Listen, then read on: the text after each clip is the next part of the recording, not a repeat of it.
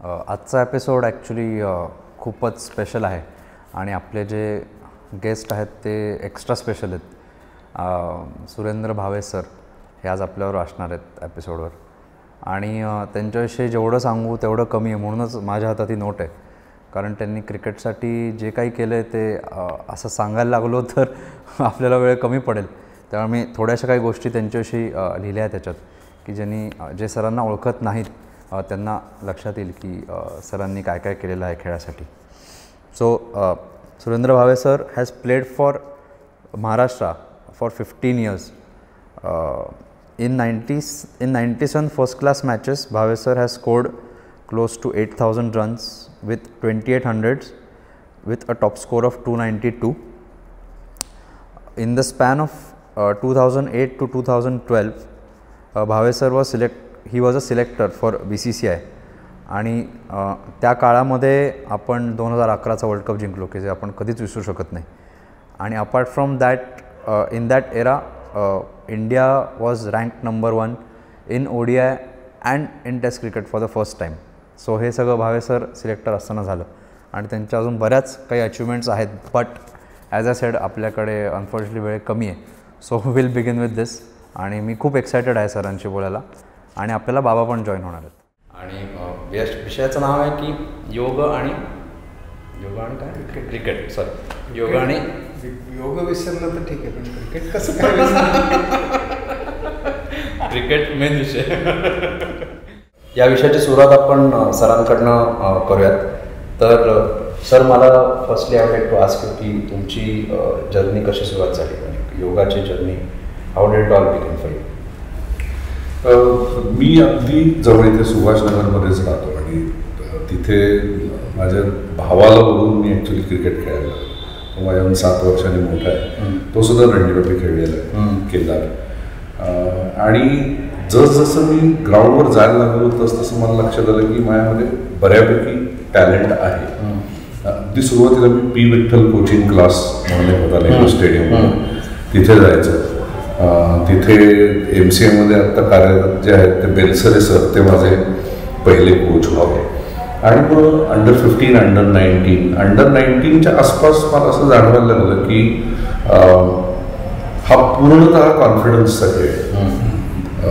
म्हणजे skill can only take you so far आणि त्याच्यानंतर तुम्हाला स्किल बरोबर एक खूप मोठा आत्मविश्वासाचं जोरात एक असं कॉम्बिनेशन लागतं की जे मला हळूहळू काही माझ्या फेल्युअर्समधनं असं वाटायला लागलं की काहीतरी थोडीशी कमतरता आहे. आणि माझ्यामध्ये 19च्या वर गेल्यानंतर आणि रणजी ट्रॉफीला खेळल्यानंतर माझा हे पक्का झाला की एक मानसिक बळ वाढवणं किंवा मनशक्ती वाढवणं याच्याकडे काहीतरी लक्ष दिलं पाहिजे. त्यासमोरच मग माझी बाबांची पहिल्यांदा ओळख झाली. आणि मग मी शवासन ध्यान आणि हे सगळं शिकून आपण त्यातून सुरुवात केली. मला अगदी चांगलं स्मरतं आहे की माझ्या कॅप्टन्सीच्या पहिल्या 1-2 वर्षांमध्येच आम्ही सगळेजण इंग्लंडला जायचो. तर एक सीझनला मी इंग्लंडहून आल्यानंतर तेव्हा बाळासाहेब दाणी माझ्यामध्ये चेअरमन होते. बाळासाहेब दाणी चेअरमन होते. ते एक असे चेअरमन झाले की जे फार काही रेड टेपमध्ये न अडकता धाडकन डिसिजन घेऊन टाकायचे. तर मी त्यांना दाणी सरांना विचारलं की सर मला असं वाटतं की टीमला योगासनं आणि शवासन ध्यान आणि थोडंसं त्यांना एक त्यांच्या एनर्जीज चॅनलाइज करायला आणि आपण जे योगाचं मेन प्रिन्सिपल म्हणतो की माइंड बॉडी कोऑर्डिनेशन त्याची गरज आहे तर करूयात का, म्हणजे कुठे करायचं. मी त्यांना सांगितलं सर तुम्ही पण इथेच अगदी जवळ राहता, आपली बरीचशी मुलं गावात पेठांमध्ये राहणारी आहेत, तर आपण शांती मंदिरमध्ये यायला लागूयात का. आणि त्याच सुमारास त्याचं असं योगायोग झालं की आपण बुचीबाबूला टीम घेऊन चाललो होतो. बुचीबाबू ही मद्रासमधली खूप प्रतियश आणि अतिशय 100 वर्ष जुनी टुर्नामेंट आहे. आणि त्या टुर्नामेंटमध्ये खूप स्टेट टीम्स येतात आणि खूप छान कॉम्पिटिशन आहे. 2 दिवसाची पण वेगळे विकेट्स असतात. कधी कधी पावसात मॅच खेळायला लागते, वेट विकेटचा अनुभव मिळतो. आणि माझ्यामध्ये इथला एक फोटोग्राफ आहे त्यावेळेचा की ह्याच एक्झॅक्ट जागी आपण असे सगळे योगा करतोय. त्याच्यात मी आहे, शंतनू आहे, ऋषिकेश कानेटकर आहे, माझ्यामध्ये सुशील नाडकर्णी जो आता अमेरिकन क्रिकेट असोसिएशनचा प्रेसिडेंट आहे, पराग चितळे केडीकर सर पण आहेत, हेमंत केडीकर पण आहे. तर मग या सगळ्यांना घेऊन आपण इथे योगा सुरू केला आणि खूप सगळ्यांना त्याचा फरक पडला. त्या जनरेशनमध्ये आणि ह्या जनरेशनमध्ये एक फरक आहे की तेव्हा तुम्ही एखादी गोष्ट टीमसाठी करायची म्हणून एक एक्सरसाइज ठरला की तो आवडो न आवडो, त्याची बाहेर चेष्टा हो न हो, तो केला जायचा मनापासून. वेरच आताच्या मुलांना it takes a lot of convincing की अरे हे तुझ्यासाठी चांगलं आहे, हा थोडासा फरक आहे. तर तेव्हा ते सुरू केल्यानंतर लगेचच खेळाडूंना त्याचे फायदे दिसायला लागले.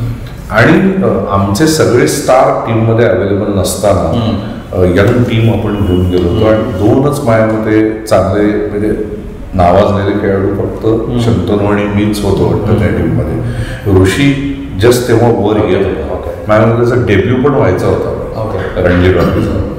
आणि त्या टीमला घेऊन आपण तिथे बांगलादेशच्या फुल टीमला बीट केलं त्या वर्षी. त्याच्या काही वर्षांनी तुम्ही असं बघितलं की त्यांनी ते सगळे टप्पे क्रॉस केले आणि ते इंटरनॅशनल फील्डमध्ये त्यांनी एंट्री केली. तर त्या बांगलादेश टीमलाही आपण बीट केलं. मॅटिंग पिच होतो, त्या मॅटिंग पिचचा विशेष अनुभव होता. आणि मला अजूनही असं आठवतं की आपण व्हिज्युअलायझेशन टेक्निक आणि काय करायचं तुमच्या पॉझिटिव्ह थॉट्सवर भर द्यायचा किंवा शवासन ध्यानात व्हिज्युअलायझेशन करता येतं का, अशी सगळी एक्सपेरिमेंट्स आपण की माझा बेस्ट शॉट मी खेळतोय आणि तो जमिनी लगत सरपटत अगदी बाउंड्रीकडे जातोय, असं विविड इमॅजिनेशन क्रिएट करण्याचा प्रयत्न केला. आणि शवासनामध्ये मला असं वाटतं की एक तर कॉन्सन्ट्रेशन या विषयावर हल्ली क्रिकेटमध्ये जवळपास बोललंच जात नाही. बायोमेकॅनिक्स बद्दल बोलतो आपण नाही का, बायोमेकॅनिक्स हे सगळे शास्त्रज्ञ आता आपल्याला युट्यूबवर आपण त्यांच्या हे बघतो. पण कॉन्सन्ट्रेशन ही एक अशी गोष्ट आहे की जी क्रिकेट खेळाडू कधीच वेगळी करता येणार नाही. पूर्णतः कॉन्सन्ट्रेशन, आत्मविश्वास आणि स्किल याचा खेळ आहे. कॉन्सन्ट्रेशन मला असं वाटतं की योगासनामध्ये आणि शवासन ध्यानामध्ये तुम्ही एक प्रेझेंटमध्ये राहायचा प्रयत्न करता. आणि एक फेज अशी आहे बाबांनी शिकवल्याप्रमाणे की तेव्हा तुम्ही निर्विचारता आणायचा प्रयत्न करता. मी त्याला रिलेट असं करतो की क्लीन स्लेट जी क्रिकेटरला लागते, एक स्वच्छ अगदी क्लीन केलेली स्लेट लागते की ज्याच्यावर तुमचं पुढचे रिस्पॉन्सेस टू एव्हरी बॉल हे ठरतात. आणि ते जर क्लटर असलं त्याच्यात तर ते खूप अवघड होतं. त्या सुमारास माझ्यामध्ये योगासनाचा खूप उपयोग झाला. आणि मग मी अगदी इंडियन सिलेक्टर असताना सुद्धा माझ्या रूममध्ये योगा करायचो. इनफॅक्ट मला आठवतं मुंबईच्या मॅचेसला मी जेव्हा नेहमी लंच करायचो तेव्हा समीर दिघे स्टंपच्या मागणं ओ योगाचार्य ओ योगाचार्य असं मला ते तेव्हाच्या स्टाईलचं ते बॅटर होतं. योगा योगा असं तो मला चिडवायचा मागणं. पण ही न्यू की मुंबईचे सुद्धा अनेक खेळाडू गुपचूप योगा करतात, शवासन ध्यान करतात, कॉन्सन्ट्रेशनकडे लक्ष देतात. फक्त आपण ते ऑर्गनाइज पद्धतीने केलं होतं आणि द वर्ल्ड गॉट राऊंड की महाराष्ट्राची टीम योगा करते. पण त्याचे डायरेक्ट फायदे इतके आहेत क्रिकेटला.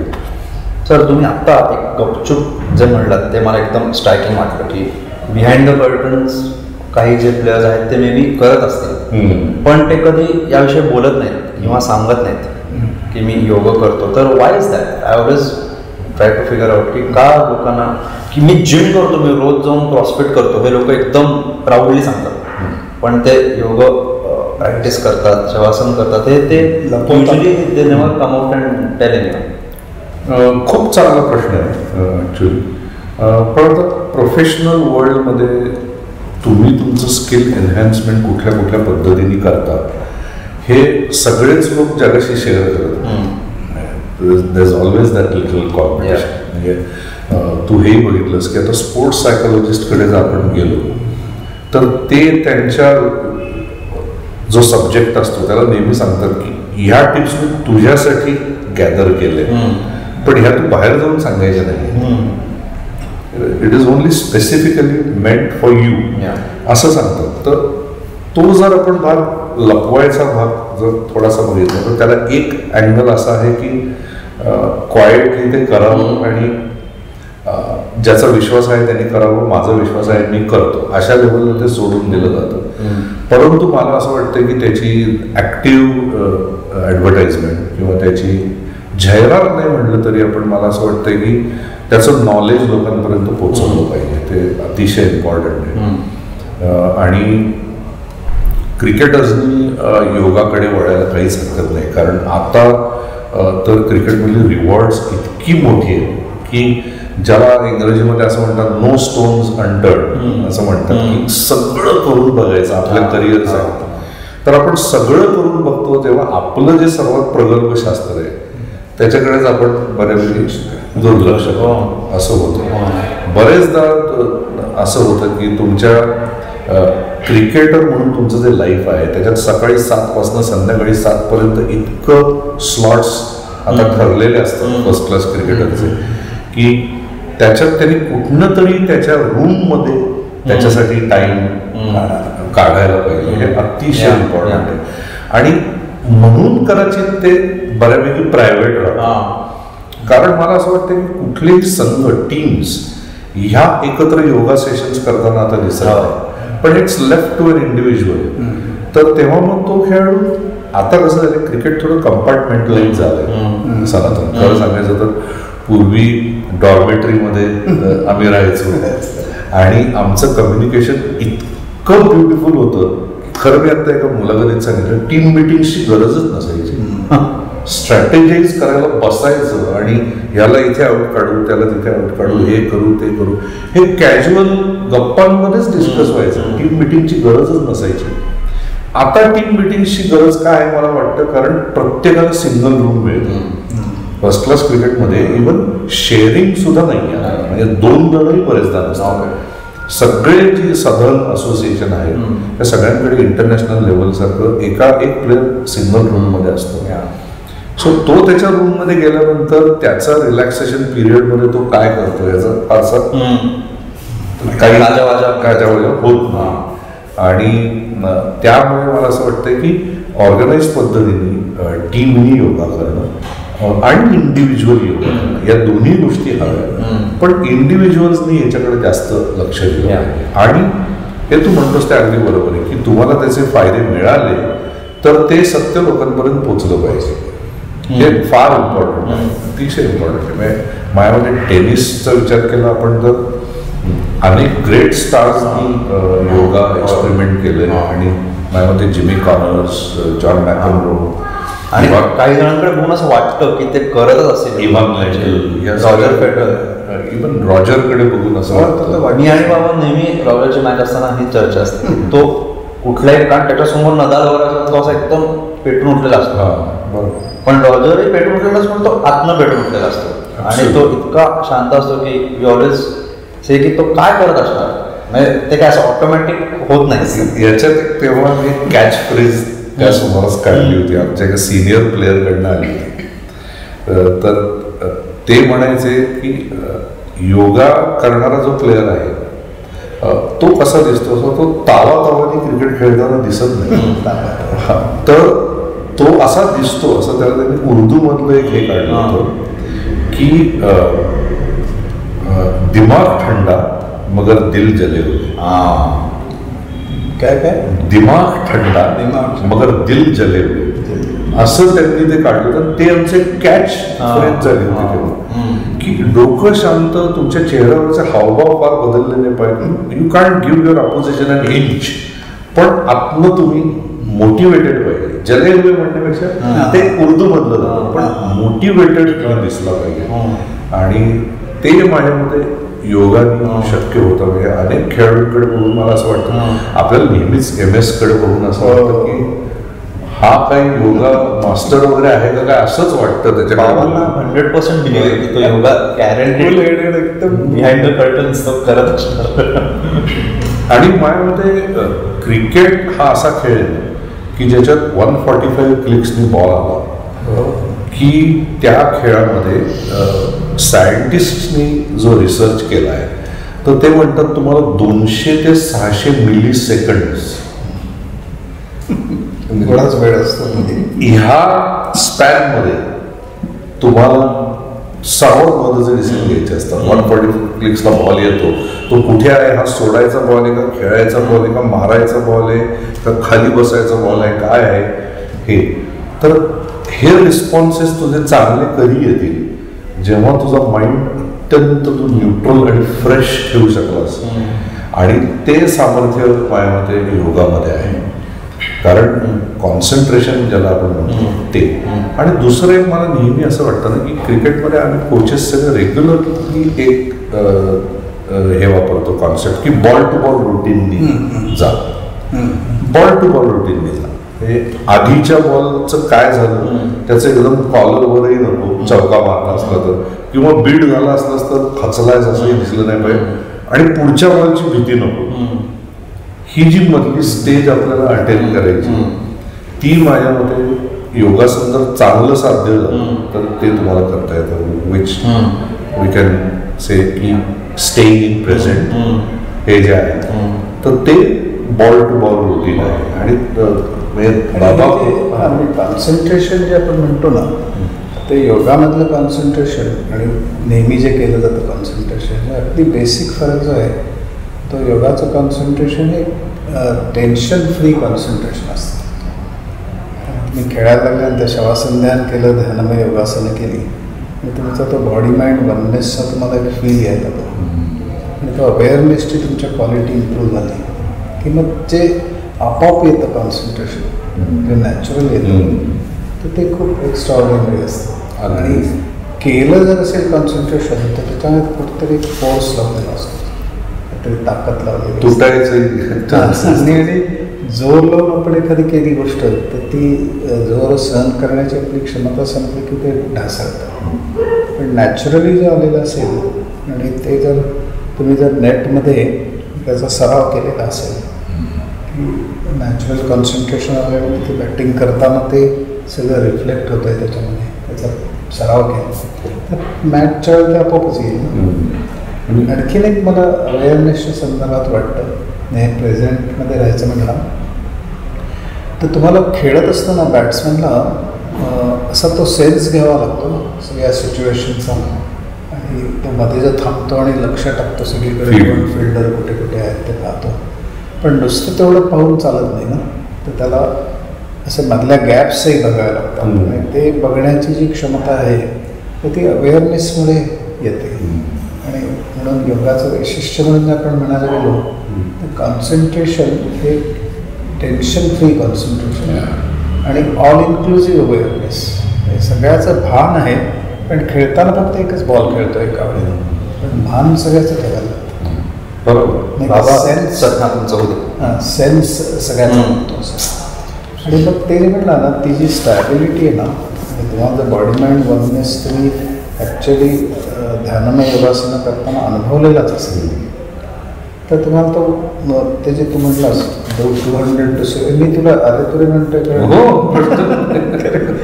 सनातनचे तू सर आहेस मला आपलं ते कम्फर्टेबल वाटतं. तर 200 to 600 मिलीसेकंड्समध्ये जे ठरवायचं असतं तर ते विचार करायला वाव असतो, स्पॉन्टेनिटी लागतो.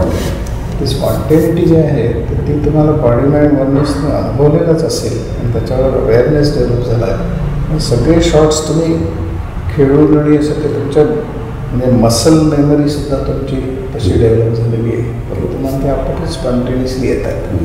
पण ते सगळी प्रक्रियेतनं गेल्यानंतरच ते स्पॉन्टेनियसली म्हणजे सहजता हे आपण योगामध्ये खूप महत्त्वाचं मानतो की श्वासाबरोबर राहणं, श्वास कंट्रोल करणं नाही म्हणत तर श्वासाबरोबर राहणं आणि एफर्टलेसली बरोबर राहणं, त्याने मन शांत होतं. मन शांत झालं की प्रेझेंट मोमेंटमध्ये राहणं सोपं जातं. मग अशी म्हटलं ते 100% खरं आहे की फक्त ते प्रेझेंट मोमेंटमध्ये राहायचं आहे असं म्हणून राहणं अवघड असतं. पण तेच आपण ॲटीज असलो आणि खेळताना योग करताना ॲटीज आणि खेळताना ॲटीज कसं राहायचं याचं आपण ट्रेनिंग किंवा त्याचे प्रयोग नेट्समध्ये केलेले असेल तर ते त्या मॅचमध्ये रिफ्लेक्ट होणारच. आणि तुला आठवत असेल तर त्यावेळेला आपण असे मुद्दे काढले होते म्हणजे कॉन्सन्ट्रेशन, टीम एफर्ट्स किंवा टीम गेम असल्यामुळे टीम स्पिरिट कॉन्फिडन्स म्हणजे काय किंवा रिलॅक्सेशन म्हणजे असे मुद्दे काढून त्याच्यात त्यांच्याशी सगळ्याशी बोललं जायचं. पण कॉन्फिडन्सच्या बाबतीमध्ये आत्मविश्वास जे आपण म्हणतो तर त्यामध्ये असं नुसतं आत्मविश्वासाचं आव आणणं वेगळं आणि ॲक्च्युअल आत्मविश्वास आणि ज्याला खरा आत्मविश्वास असतो तर तू मगाशी म्हटलं तसं कुठला बॉल खेळायचा, कुठला मारायचा, कुठला सोडायचा, कुठला डक करायचा हा जो सेन्स आहे तर तो आत्मविश्वासाने येत असेल तर त्याच्यात हे दिसतं ना की हा बॉल मला खेळता येण्यासारखा नाही तर मी सोडून देतो आणि माझ्या मर्यादाही मला माहिती आहे, माझ्या क्षमता माहिती आहेत किंवा मारता येण्यासारखा मारतो. म्हणजे मर्यादा माहिती नसणं म्हणजे कॉन्फिडन्स नाही आहे. मर्यादा आणि क्षमता माहिती आहेत आणि दोन्ही मला मान्य आहेत आणि मी माझ्या लिमिटेशन्सवर काम करतो. पण जे मला माहिती आहे चांगले येते ते मी त्याच्यावर भर देईन. मग या दोन्हीच्या कॉम्बिनेशननी तो खरा कॉन्फिडन्स येईल असं मला वाटतं. कारण नाही तर काय तो आव आणला ना तो क्षणात निघून जातो. तू म्हणलं तसं 160 किलोमीटरने बॉल येत असेल तिथे काय करणार ना तुम्हाला खूपच आतून कूल असायलाच पाहिजे आणि तो कूल असणं जे आहे ना ते मनाच्या शांत स्थितीमध्येच फक्त तुम्ही कूल असू शकता असं नाही का. अगदी म्हणजे मला तर बाबा म्हणले त्याच्यावरनं असं आठवलं की मी एक कॉन्सेप्ट काढली होती की क्रिकेटरला जे लागतं ते रिलॅक्स्ड कॉन्सन्ट्रेशन थोडंफार जे आता बाबा म्हणत होते तर मी ते रिलॅक्स्ड कॉन्सन्ट्रेशनवर थोडं बोललो आणि मग अमेरिकेत माझा एक नातेवाईक राहतो त्यांनी ती मुलाखत ऐकली कुठेतरी आणि मग त्यांनी मला जे कळवलं आणि मला आर्टिकल्स पाठवली तर इंटरनॅशनली आत्ता जे बाबा म्हणतायत त्याच्यावर प्रचंड रिसर्च झालेला आहे आणि त्याला द क्वाइट आय असं म्हणतात. तर ते क्वाइट आय ह्या विषयावर खूप रिसर्च झाला आहे आणि एक्झॅक्टली जे सांगतायत तीच कॉन्सेप्ट आहे.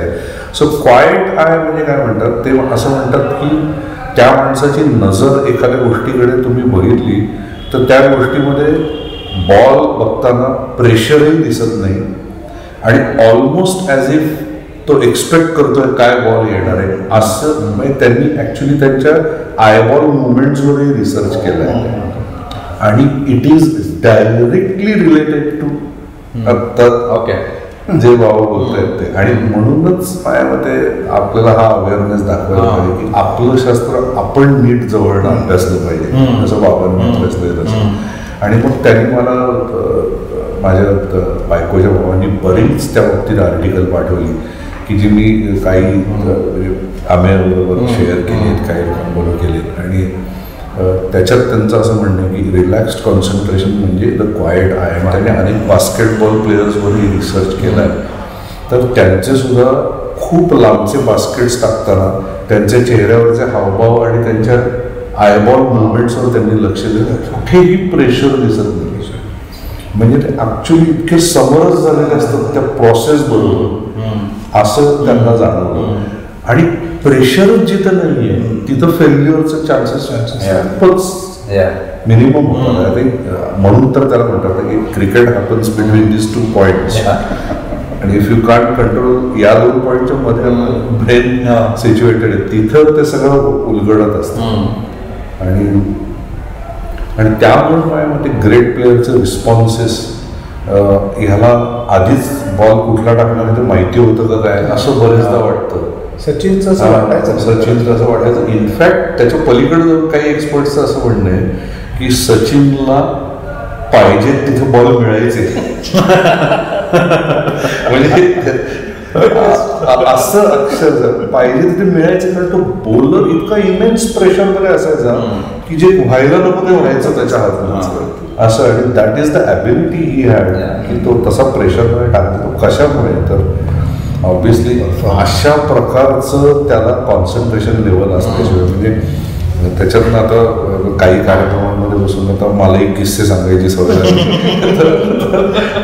त्याच्यात किस्सा मला सांगण्यासारखा आहे की आम्ही चिन्नास्वामीवर मॅच बघत होतो ऑस्ट्रेलियासमोरची टेस्ट मॅच आणि 10-15 वर्ष आपण ते बघितले पण मी तेव्हा याची डोळा बघितलं. लोक अक्षरशः इंडियाची दुसरी विकेट पडायची वाट बघत कारण 4 नंबरला देव बॅटिंगला येतो म्हणून ते पहिला आऊट झाला की त्यांचं इंटरेस्टच दुसरा आऊट कधी होतोय असे. आणि जेव्हा दुसरी विकेट आपली पडली न्यूझीलंडचा हा पहिल्यांदा टीम मध्ये आला होता बोल्ट, त्यांचं काय नाव त्याचं नवीन आपला लेफ्ट आर्म बॉलर न्यूझीलंडचा बोल्ट असतं बोल्ट आणि ब्रेसवेल नावाचं ते दोघं तिघं तो अटॅक होता. चिन्नास्वामीवर आम्ही सुंदर डायमंड बॉक्सच्या एकदम प्राईम पोझिशन मध्ये बसलो होतो. सो सचिन ड्रेसिंग रूम मधनं बाहेर येतो तेव्हा तो येतो आणि या जिन्यात जातो. तर तो इथून निघाला की चिन्नास्वामी स्टेडियम मधनं म्हैसूरला ऐकू जाईल इतके लोक आरडाओरडा करतात म्हणजे. आणि मग तिथनं तो असा खाली जातो आणि साईड स्क्रीनच्या शेजारनं बाहेर येतो. हे चिन्नास्वामीचं स्ट्रक्चर आहे. आणि तो बाहेर आल्यानंतर अक्षरशः आत्ता सुद्धा रोमांच येतील असा काहीतरी आवाज त्या स्टेडियम मध्ये असतो. आणि त्यांनी सरांनी आत्ता एक्झॅक्टली सांगितलं पेरिफेरल नॉलेज आहे सगळं पण माझं काम काय आहे त्याच्याकडे बघून तो that particular match he walked out आणि ब्रेसवेलनी ब्युटिफुल म्हणजे ऑलमोस्ट विकेट टेकिंग बॉल टाकला त्याला पहिला. आणि तो बॉल सचिननी बॅकवर्डला असं मिडलिंग केल्यानंतर पुन्हा एकदा असं म्हणजे दॅट काइंड ऑफ एक्सपेक्टेशन जेव्हा एखाद्या खेळाडूकडनं आहे म्हणजे तिथे 40,000 बसलेले आणि कोट्यावधी लोक एक्सपेक्टेशन आहे. तर हे सगळं पेरिफेरल नॉलेज असताना जाऊन त्या लेवलचं कॉन्सन्ट्रेशन क्रिएट करण्यात हे लिलया आल्याशिवाय होणारच नाही. फोर्स करून माझ्यामध्ये शक्यच नाही. सो दोन्ही पॉईंट्स बाबांनी ऍड केलेले अप्रतिम. आणि असं थोडासा रिसर्च केल्यानंतर असं लक्षात येतं की आमचे एक जुने मित्र होते ते त्यांचा हा फेमस डायलॉग आहे पुण्यातलाच डायलॉग आहे फिरून फिरून भोपळे चौकात असं. तर थोडंसं इंटरनॅशनल स्टडी केल्यानंतर असं कळतं की ते नॉलेज आपल्या घरी पण आहे. ते बाबांनी बरोबर पॉइंट आउट केलं. खूप दोन्ही अप्रतिम पॉइंट होते मजा मस्त. हा म्हणजे मला ऍक्च्युली तोच प्रश्न पडतो की आपल्याकडनं हे ओरिजिनेट झालेलं आहे आणि त्याच्यामध्ये अवेअरनेस मगाशी आपण जे बोलू. सो माझा असा पर्सनल अनुभव आहे की जेव्हा लहान मुलं योगा करायला येतात योग मेडिटेशन किंवा शिकायला येतात तर अवेअरनेस विषयी जेव्हा त्यांच्याशी बोललं जातं तर त्यांना असं वाटतं की तो अवेअरनेस लगेच येईल. सो मला असं वाटतं की त्यांना हे कळायला पाहिजे की योग बरोबर साधना हा एक शब्द तेवढाच महत्त्वाचा आहे की ती अवेअरनेसची जी लेवल आहे ती याला किती वेळ लागतो. तर may be one of those reasons is why बरेच मुलं योगामध्ये जास्त करण्यात कारण they are expecting results very soon. की तुम्ही जिममध्ये व्यायाम केला की may be within a months time तुम्हाला थोडं काहीतरी त्या मुलांना हे समजावून सांगायचं आहे की बायसेप्स वाढवणं खूप सोपं आहे. मन त्या लेवलला नाही ही प्रोसेस लॉंग तर तू म्हटलास तसं साधनच आहे. आणि आता इतकं इन्स्टंट झालंय ना सगळं म्हणजे आपण आता जर आपल्याला कुठल्या जनरेशन म्हणजे कुठल्या चवीची आठवण झाली की आपण स्विगी करतो आता ते लगेच अर्ध्या तासात येतं. आज मी त्याचं तर ह्या सगळ्या स्लो प्रोसेस आहेत त्यामुळे यंगस्टर्सला त्या इंटरेस्टिंग करणं हे एवढंच महत्वाचं. म्हणजे मी एका कार्यक्रमात गेलो होतो तेव्हा विश्वनाथन आनंद स्वतः फार ग्रेट प्लेअर आहे. त्याला त्यांनी विचारलं की क्रिकेट इतकं बलाढ्य झालंय या देशामध्ये तर तुला आवडत नाही का क्रिकेट. तो म्हटलं अजिबात असं नाही. क्रिकेट हे उत्कृष्ट पद्धतीने मार्केट केलं गेलंय आणि त्याची परिणती याच्यात होती की तुम्हाला 40,000 रुपये बघताना दिसतात. तर तेव्हा त्यांनी अशी एक कल्पना तिथे मांडली होती की हे जे फास्ट चेस आहे काय रॅपिड चेस का काय म्हणतात त्याला हे पहिल्यांदा खूप पॉप्युलराइज करायला पाहिजे यंगस्टर्स बरोबर. म्हणजे probably drawing an equal to T20 ते पॉप्युलराइज करून ते स्पेक्टेटर स्पोर्ट बनवायला पाहिजे चेस. आणि ते तुम्ही बनवलं की मग लॉंगर फॉर्मॅटची मजा हळूहळू त्या मुलांना कळायचं. असं त्यांनी ही मोटेड आयडिया असं विश्वनाथन आनंद स्वतः म्हणतात. सो मला असं वाटतं योगाच्या बाबतीत सुद्धा इतका पॅकेजिंगचा जमाना आला की थोडंसं पॅकेजिंग अतिशय चीप वाटतो शब्द, पण मला असं वाटतं की it should be presented to the younger generation in a more interesting, किंवा त्यांना पटेल, त्यांना रुचेल अशा ह्याच्या शॉर्ट स्पॅन मध्ये त्यांना इंट्रिगिंग वाटेल असं काहीतरी. म्हणजे जसं लहान अगदी 7-8 वर्षाच्या मुलांचं जे क्रिकेट असतं त्याला क्विक क्रिकेट म्हणतात इंग्लंडमध्ये. तर त्यातली सर्वात मोठी मजा काय माहिती का, तू जर तुझ्या आई वडिलांबरोबर लॉर्ड्सला टेस्ट मॅच खेळायला गेला असेल, बघायला गेला असेल आणि तू क्विक क्रिकेट टीम मध्ये असतील तुझ्या शाळेच्या, तर तुला लंच टाइमला लॉर्ड्सच्या ग्राउंडवर टेनिस बॉल क्रिकेट खेळता येतं. माझ्यामध्ये इतका क्लेवर प्लॉय आहे की त्या जगामध्ये वेस्टर्न वर्ल्डमध्ये आपल्यासारखी मुलं क्रिकेटकडे आकृष्ट झालेली नाही आहेत. त्यांना ते आणायला लागतात. तर त्यांनी क्रिकेटची पंढरी ही सुद्धा लंच टाइमला क्विक क्रिकेट, ट्रेंट ब्रिज या सगळ्या ग्राउंडवर लंचला क्विक क्रिकेट चालू असतं. सो मी जस्ट असं बाउन्स करतोय आयडिया की असं काही करता येईल का की फन पार्टमध्ये त्यांच्याकडनं मुलांकडनं योगा करून त्यांना तो इंट्रोड्यूस करायचा. एक किडीज शिबिर घ्यायचं लहान मुलांचं आणि त्यांना तो फील म्हणजे एक असं बंडल ऑफ जॉय करून त्यांच्यासमोर टाकायचं आणि मग त्यातलं ते काय पिक करतात आणि त्यांना ते आवडायला लागलं की मग त्या जनरेशन मधनं ते त्यांनी कॅरी करणं आवश्यक आहे. म्हणजे ही तर मला इंग्लंडमध्ये आयडिया इतकी आवडली ना की मी स्वतः लॉर्ड्सवर प्रेक्षक म्हणून गेलोय, खेळाडू म्हणून मी गेलो असतो, पण त्या following season I did not go, कारण मला ते त्यांनी काही काळाची मेंबरशिप दिली होती, मला खेळायला मिळाली असते कदाचित. व्हिलेज क्रिकेट इंग्लंडमधलं त्याची फायनल दरवर्षी लॉर्ड्सवर येते. खेडेगावाची टुर्नामेंट असते, म्हणजे आपण तालुका किंवा खेडे त्यांची वेगळी टुर्नामेंट असते इंग्लंडमध्ये. आणि इंग्लंडमधल्या सगळ्या टेस्ट सेंटरमध्ये सगळ्या स्कूल्सचे पीटी इंचार्ज त्यांच्या मुलांना त्या एक फ्री डे असतो ना, त्या फ्री डेला मॅच बघायला मिळते आणि त्या मॅचच्या लंच टाइम मध्ये त्यांना टेस्ट मॅचच्या पिच सोडून बाहेरच्या ग्राउंडवर त्यांना इंटरनॅशनल व्हेन्यूवर क्विक बॉल क्रिकेट खेळायला मिळतं. सो ही खूप युनिक आयडिया आणि मला ती अतिशय आवडली, कारण कसं होतं ते एक्सक्लुझिव्ह क्लब केला ना मग त्या मुलाला तो जिव्हाळा तयार होत नाही. कारण 2 जनरेशन नंतर लॉर्ड्सवर खेळणं काय हे पटवून सांगायला गेलं तर पटणारच नाहीये त्या मुलांना. म्हणजे ते आपण त्याला म्हणतो क्रिकेटची पंढरी. आपल्याला माहिती आहे की वेंगसरकरांनी तिथं 3 सेंचुरीज केल्या म्हणून ते ऑल टाइम ग्रेट झाले, किंवा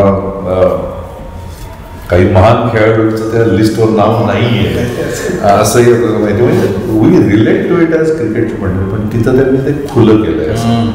सो असं म्हणजे दुसरा एक मला त्याच्यावर असं आठवतं की बॉब वुलमर हा जगातला एक सर्वश्रेष्ठ मार्गदर्शक म्हणून त्याच्याकडे बघितलं जातं. त्याने सायक्लोपीडिया क्रिकेटचा एक मोठा लिहिला आहे.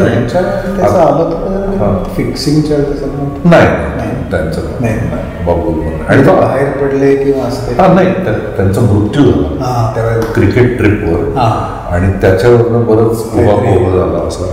पण अतिशय डेडिकेटेड माणूस होता आणि साऊथ आफ्रिकेमध्ये त्यांना असं लक्षात आलं की व्हाईट्सनी क्रिकेट कॅप्चर करून ठेवलंय आणि ते जरी त्यांना ब्लॅक टाउनशिप मधल्या मुलांना हे करायचे तरी there is no system in place.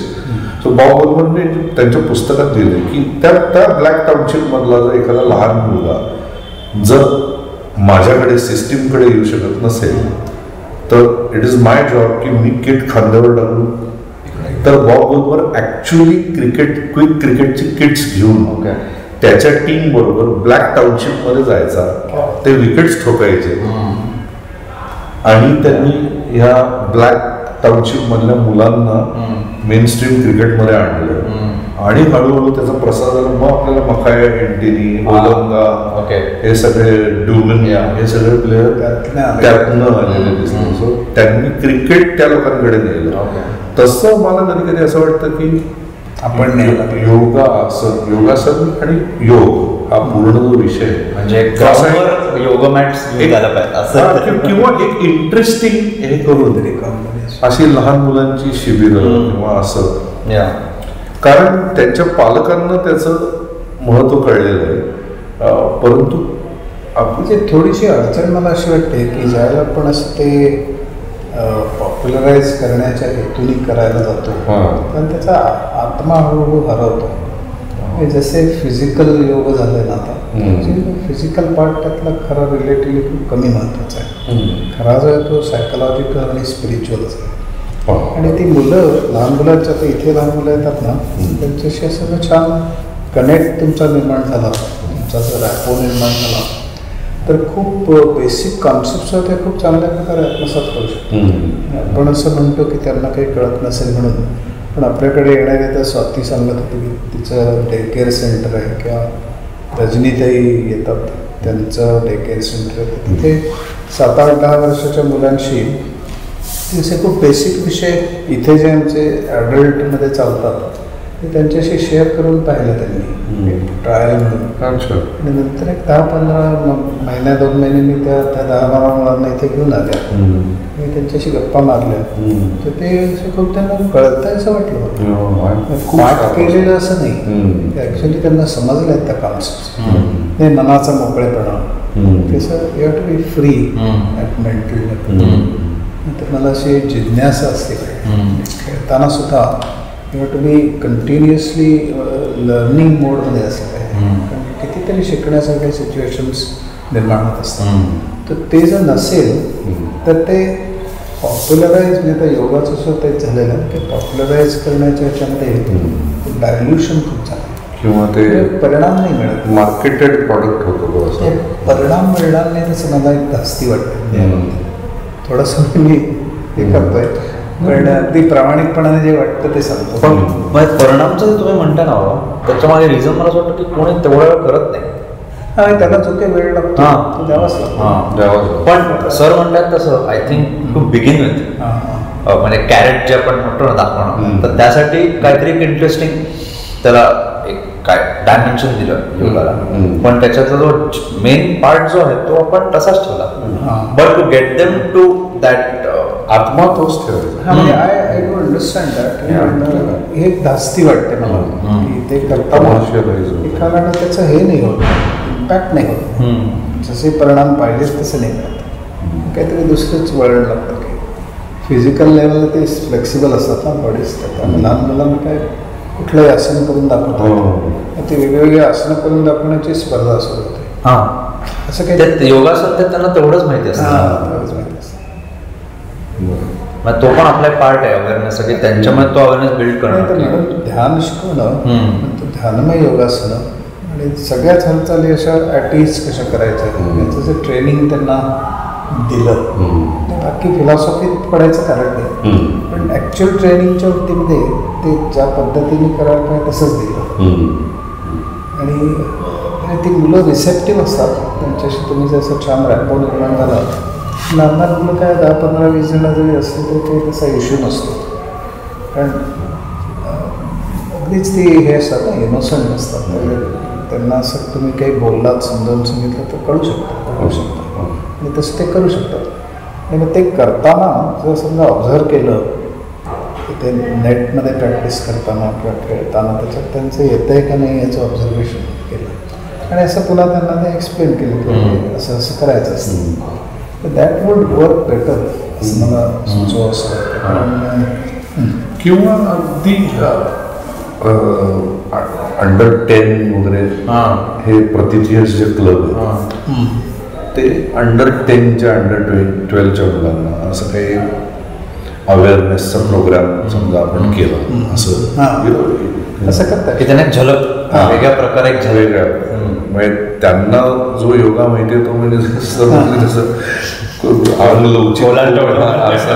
असं तर त्याच्या नेक्स्ट लेवलची थोडी इंट्रोडक्शन त्यांना देऊन लहान वयातच दिली. कारण ही नवीन जनरेशन फारच प्रगल्भ आहे. म्हणजे आत्ता जी एकदम लहान मुलं आहेत 10-12 वर्षाची, आमच्या फॅमिलीमध्येही मी बघतो म्हणजे अनबिलिव्हेबल टॅलेंट आहे त्या मुलांच्या. सो त्यांना जर का ते एक्स्ट्रा एज मिळाली ती तर आणि क्रिकेटला येणारी मुलं ही प्रतिथयश क्लबमध्ये त्याचा नंबरही चांगला असतो आणि त्या क्लब्सनी जरी तुमच्याकडे हे एक ॲड ऑन आहे म्हणून बघितलं तरी आपण नाही तसं बघणार. आपण अशाच पद्धतीने बघू की म्हणजे आता असं आज जसं आपलं बोलणं चाललं आहे ते ऐकणारे जे प्रेक्षक असतील त्यातली जी तरुण मुलं असतील ती नॅचरली इन्स्पायर होतील. पण या मुलांच्या बाबतीत ती लहान मुलं ती अगदी मोल्ड होण्यासारखी असते हे खरंच आहे. पण त्याच्यावरती जर ह्या कॉन्सेप्ट्स आपण ज्या बोलतोय तर त्या त्यांना समजतील अशा भाषेत जर सांगता अगदी साध्या सोपी उदाहरणं घेऊन तर कळू शकतं त्यांना.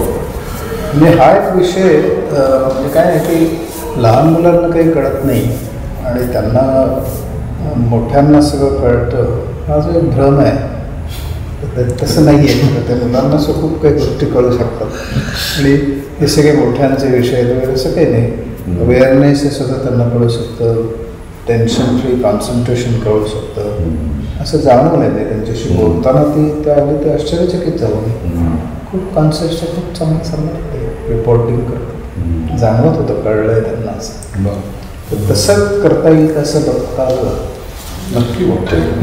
मी म्हणजे आता तीच वाट बघतोय की कधी सगळं परत सुरू होईल. 15पर्यंत म्हणजे कर्व्स थोडे एक्सटेंड झाले परत सेफली म्हणजे कसं सुरू करता येईल नॉट जस्ट सुरू करता येईल कारण सगळ्यांचा विचार करून ते होलिस्टिकली पण टू गेट दिस मूवी. मला एक पॉईंट असा याच्यात जाणवला की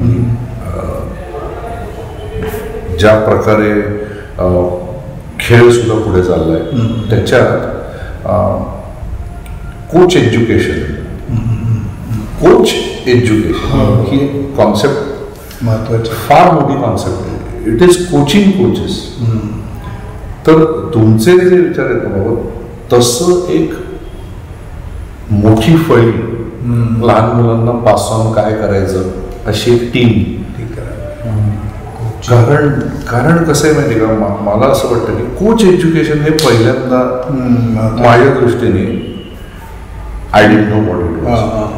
नंतर मला असं कळलं की हायेस्ट लेवलला गेलेले कोचेसकडे जे सटलटीज असतात जे त्यांनी पूर्ण बारकावे टिपलेले असतात ते ज्या पद्धतीने मुलांना सांगतात त्याचं सुद्धा एज्युकेशन आवश्यक असतं. कारण कोच कधी कधी रॅश बोललं तर त्याचा अर्थ वेगळा होतो किंवा माइल्ड बोललं तर त्याचा इफेक्ट येत नाही. ह्या सगळ्या गोष्टी आणि त्यांनी जे वर्षानुवर्षाच्या एक्सपिरियन्सनी जे त्याच्यात जे प्रगल्भता मिळवलेली असते ती जर एक सिस्टीम म्हणून बाकीच्या कोचेसकडे पास ऑन झाली नाही तर नेहमीच एक गॅप राहते आणि मग एकवाक्यता पण नाही. हा कोच काहीतरी वेगळं शिकवतोय तो वेगळं शिकवतोय म्हणजे ते एका प्लॅटफॉर्मवर येऊ शकत नाही. तर बाबांना मी अशी रिक्वेस्ट करेन की कोच एज्युकेशनच्या पॅरलल म्हणजे आता तुमचे जे अगदी जवळचे साधक आहेत आणि जे अशा कार्यक्रमात इन्व्हॉल्ड असतात त्यांना तुमच्या सटलिटीज माहिती आहेत किंवा तुम्ही अजून एक 2 नावं घेतली की त्यांनी त्या लहान मुलांबरोबर एक्सपेरिमेंट केलं तर तशी जर टीम तयार झाली तर ही लेगसी खऱ्या अर्थाने पुढे राहील. नाही तर मग आपण अमेरिकेमध्ये टी व्हीमध्ये जो योगा शिकवला जातो तिकडे जाऊ मग आपण हळूहळू ठाण ठाण ठाण असं ते जोर काढल्यासारखे असं ते योगा करतात एकदम किंवा म्युझिक लावून वगैरे हॉट योगा आणि असं काय असं तिकडे जाईल. पण ते जर जाऊन द्यायचं नसेल तर ही लेगसी पास ऑन करायला माझ्या मते कारण सहजता म्हणजे तुम्ही तेव्हा आम्हाला तो शब्द सांगितला होता की रन झाल्या तर त्या लिलया झाल्या पाहिजे ॲट इज. आणि मी आता मुलांना ते सांगतो की तुझी पहिली 50 जर ट्रेचरस असेल की कष्टाने झाली तर मग 100 अवघड आहे. पहिलीच 50 समोरच्यांना तुला समजायच्या आधीच झाली बेसिकली समोरच्यांना कळलंच नाही. असं काही मोठ्या प्रकारचं व्हायचं 50 लोकांनी टाळ्या वगैरे की अरे याचं 50 झालं इतकं डिसेप्टिव्ह असतं ना ते.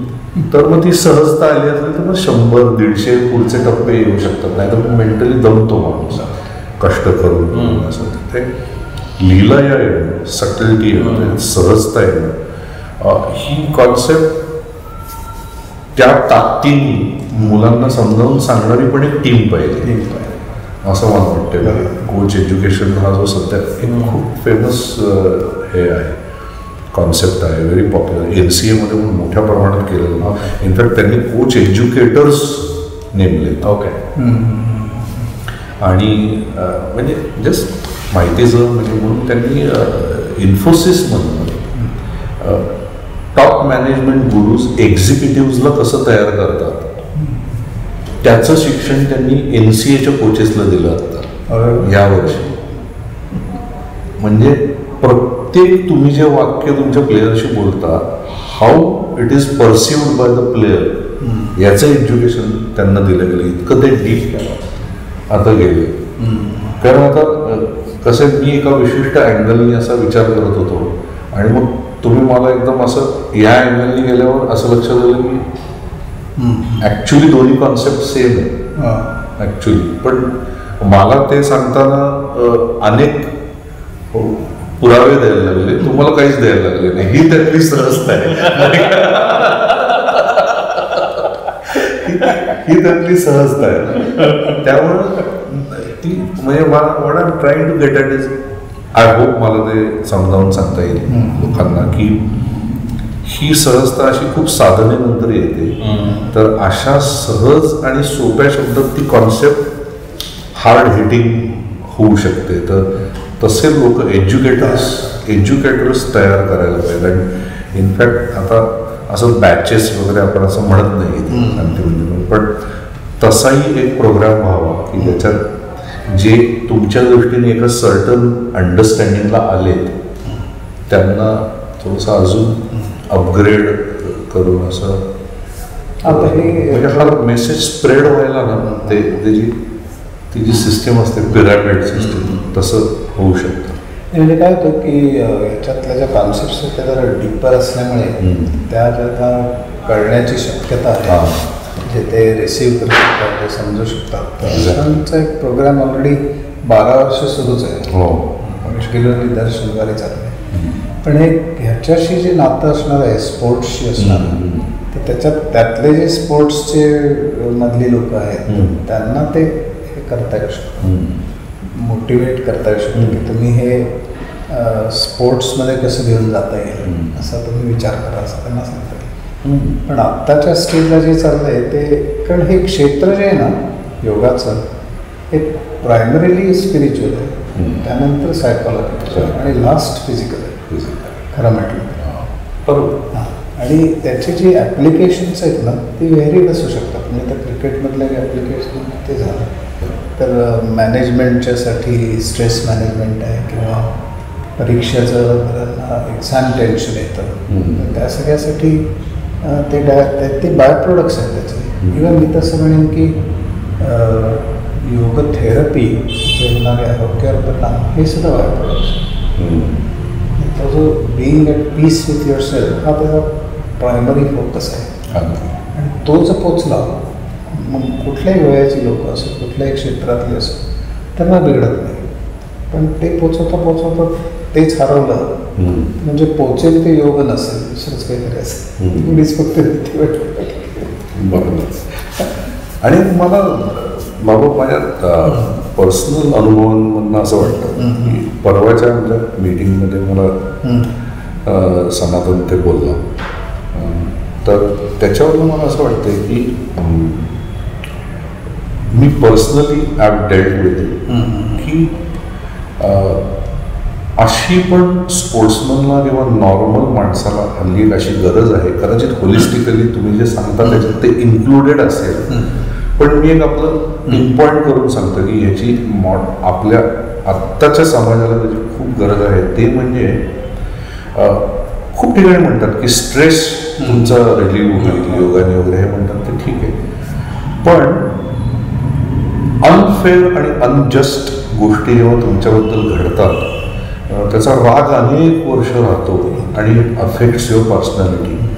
तर how to deal with that, ते योग्य वेळ शेल्फमध्ये ठेवून देणं किंवा हे मी स्वतःच्या अनुभवातनं त्याचं शेल्फिंग शिकलो आणि त्याच्यात फार वेळ वाया गेला आहे की इनजस्टिसेस किंवा अनफेअर गोष्टी ज्या होत असतात लाईफमध्ये, आणि मोस्टली असंच असतं की तुम्हाला ज्या अनफेअर वाटतात ते बेसिकली इतरांना ते फेअर वाटत असतं, असंही असतं. सो तसं असताना त्याच्याशी कसं एक्झॅक्टली डील करावं हा ॲक्च्युली माझा पर्सनल प्रश्न आहे. ते डील करायला माझ्या लाईफमधला खूप महत्त्वाचा कोचिंगचा पिरियड निघून गेला, आणि माझ्यामध्ये कोचिंगमध्ये एज पण जाते त्यांनी, कारण डीप इनसाइड कुठेतरी there is that hurt all the time की ते सलत असतं की योग्य नव्हतं. तर आणि पुन्हा एकदा ते प्रेझेंटमध्ये राहण्याचं स्किल आहे, ते आहेच आहेत आपल्या शास्त्रात. मला काय वाटतं ह्यासाठी लोकांना हेल्प करता येईल. असं काय मला काय वाटतं की हे फील्ड जे आहे ना क्रिकेटचं, तर त्याच्याकडचं जे अट्रॅक्शन लोकांना जे वाटतंय ते ज्यांना क्रिकेटविषयी प्रेम आहे, खरं आतून आलेलं प्रेम आहे, आणि त्या प्रेमापोटी ते खेळतात आणि they are enjoying the game actually, असे जे आहेत तर ते माझ्या मते ते कुठल्याही सिच्युएशनमध्ये जरी गेले, समजा त्यांना अगदी स्टेट खेळायला नाही मिळालं, नॅशनल नाही, इंटरनॅशनल नाही, तरी ते enjoyed the game right from the day one. तोच फोकस राहिला. ते सगळे काही खेळू शकत नाही, ते उघड आहे ना. 11मध्ये किती असा असणार. म्हणून इथे एक SP मध्ये सेमिनार झाला होता, तर चंदू बोर्डे होते, आणखी एक दोघं जण होते, मी होतो त्याच्यात. तर मी असा मुद्दा मांडला होता की सगळ्यांनी क्रिकेट खेळताना ते तिथे जाऊनच मला खेळायचं आहे नॅशनल, असं कशाला बघायचं. आनंद घ्यायला आलो आहे, जितका मी आनंद चांगल्या प्रतीचा घेईल तितकी माझी गुणवत्ता वाढेल. गुणवत्ता वाढली की मला वरच्या प्रतीचा आनंद मिळेल. कारण आनंद मी खेळायला गेलो आनंदाने की गुणवत्ता आपोआप वाढेल, आणि गुणवत्ता वाढल्यामुळे आनंदाची क्वालिटी वाढेल. तुम्ही म्हणता की अगदी मी पूर्णतः मान्य करतो, आणि नाही fortunately what I am getting at sorry, पण म्हणजे अशा प्रकारचा आनंद घेण्यामध्ये जो रमला आहे ना, तर त्याला rest of the things would not matter. असं म्हणतं मी फोकस का त्या खेळामधला आनंद घेणं. जसं योगाच्या बाबतीत मी लोकांना सांगतो की तुम्ही योगाचा अभ्यास म्हणून करा, प्रेमाने करा, मनापासून करा, समजून करा, सगळं तुमचं डोकं शाबूत ठेवा, डोळसपणाने करा, आणि कॉन्सेप्ट सगळे क्लिअर करून घ्या, आणि त्याचं तुम्हाला मनशांती सगळं न मागता प्रसाद मिळून जाणार. बरोबर सांगायची गरज आहे. तर तशी जर मानसिकता तयार झाली योग साधनेत नाही, पण ते कुठल्याही फील्डमध्ये असं, स्पोर्ट्समध्ये असं किंवा इतर कुठल्याही कॉम्पिटिटिव्ह ह्याच्यामध्ये असं, तर ती कॉम्पिटिशनमधला जो एक दाहकता आहे ते तुमच्या आत जाणारच नाही. आणि तुमचं त्या प्रेम जे त्या क्षेत्रावरचं त्याचा आनंद तुम्ही घ्यायला सुरुवातीपासून शिकला आहे, आणि ते नुसतं म्हणत नाही, आता ॲक्च्युली आनंद घेतात. त्याच्यात तुम्हाला म्हणजे बघताना सुद्धा तुम्ही 50 झाले, 100 झाले, 200 झाले हे तुम्ही बघत नाही असं नाही, पण तुमचा प्रायमरी फोकस हा ते छान आनंद घेऊन खेळला आणि शिकत राहणं सतत.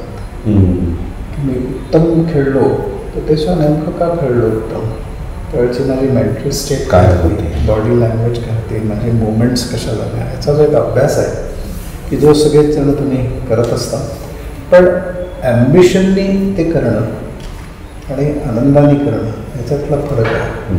जो ॲम्बिशननी करेल त्याला नेहमी ॲम्बिशन फुलफिल झालं की फार बरं वाटेल, पण नसेल तर तो दुःखी होईल. पण जो आनंदानेच खेळतोय, प्रेमापोटीच खेळतोय, आणि ॲम्बिशन्स काही पुरे होतील नाही होणार, not be at peace with himself असं मला वाटतं. कारण तुमचा प्रायमरी फोकस काय ह्याच्यावर सगळं अवलंबून राहील. बरोबर. कारण माझा प्लेइंग डेजमधला अनुभव असा आहे की मला ॲक्च्युली भारतासाठी खेळलं नाही हे रिग्रेट कधीच नव्हतं. इनफॅक्ट लोकांनी मला असं सांगितलं की तू खूप असा, माझ्या माहितीप्रमाणे 274 रन्स केलं होतं ना.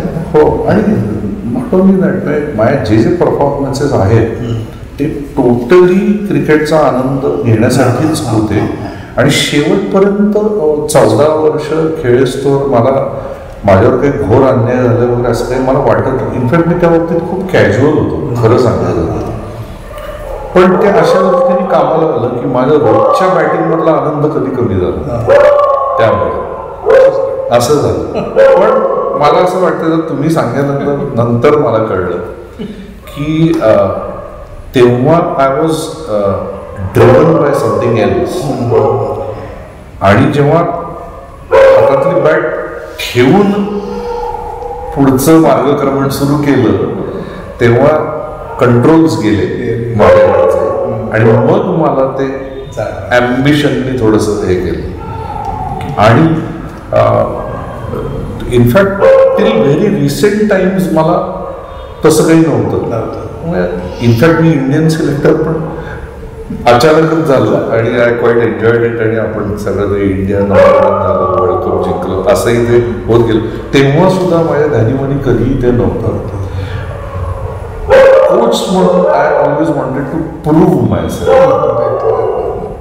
आणि तुम्ही म्हणताय त्या ह्याच्यानुसार मला अजूनही बदलता येईल. Walk out as a coach to prove anything, which I didn't do in the first half of my career throughout. आणि मे बी नंतर मी ते काहीतरी प्रूव्ह करायला लागेल ॲज यू रीच 45-50. आणि त्याची गरज नव्हती. ते ट्रान्झिशन कशामुळे झालं तेही मला एक्झॅक्टली माहीत नाही. पण ॲज रिसेंटली ॲज 2011-12-13 पर्यंत केवळ क्रिकेटच्या आनंदासाठी सगळं चाललं होतं. आणि तुम्ही म्हटलं तसंच एक्झॅक्टली होत गेलं की टार्गेट्स अचीव्ह होत गेली, रेकॉर्ड्स वेगवेगळी होत गेली. आणि ते तसं सहज झालं म्हणजे ॲक्च्युली. तर ती सहजता कुठेतरी सोडली गेली माझ्याकडे. टार्गेट ओरिएंटेड झालं. म्हणजे मला असं वाटतं की ते जस्ट आणि हे जे असतं अन्याय वगैरे ते ॲम्बिशनशी रिलेटेड. ॲम्बिशन तशी नसेल तुम्हाला आणि नुसतेच आनंद घेतो. आणि अगदी प्रॅक्टिकली बेसिकली पाहायला गेलं तर जगणं हे तशाचसाठी आनंद घेण्यासाठीच. मी क्रिकेटनं घ्या, मी योगामधनं घेईन, अजून कोणी सुधीर आहे तो त्याच्या कम्प्युटरच्या रेकॉर्डिंग घेतो स्वाती नुसती बघून या जन्मावर या जगण्यावर शतदा प्रेम अरुंधतींचं गाणं तसं खरं.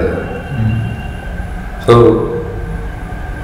साधारणपणे मला जाणवलं की ते फोकस कुठेतरी शिफ्ट झाला म्हणून ते. आणि ठीक आहे म्हणजे. तर पण आमच्या दृष्टीने पाहायला गेलं तर आमच्या इथे आज हॉलमध्ये शांतिकुंजमध्ये 8,000